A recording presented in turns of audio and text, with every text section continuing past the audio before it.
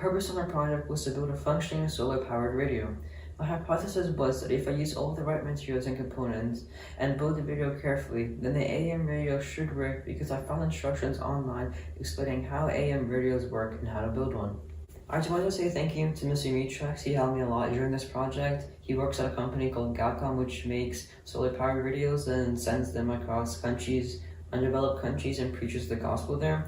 He helped me a lot during this project, during many times where I didn't know what to do, and times where I encountered problems like the radio completely wasn't making any sound. So I just wanted to say thank you to him for helping me throughout this project. So I got the idea for this project by looking at other sites for projects online that I could have done.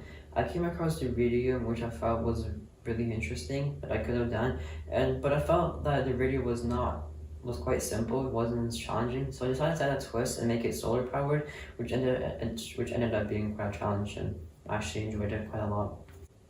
One of the main problems that I experienced during this project was that once I finished building my radio, there was no sound, no output at all. You couldn't hear a single thing.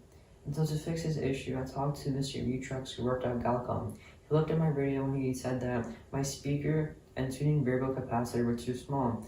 They couldn't support the amount of energy that was running through the rest of the circuit. And so we changed these components to a much better one that could support the amount of energy that was running through this project. We also changed some capacitors and transistors that could fit to support the amount of energy running through the circuit.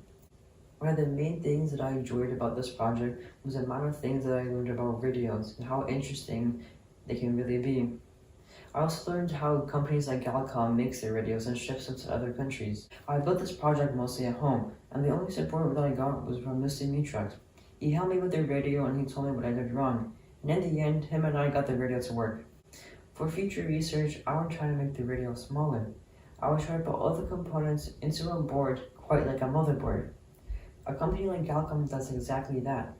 They have a board where all the components, the capacitors, the speakers are in, and they put them inside a plastic box, which is quite small and can even fit in your pocket. This makes the radio easy to use. You can use it anywhere you go. You can travel with it.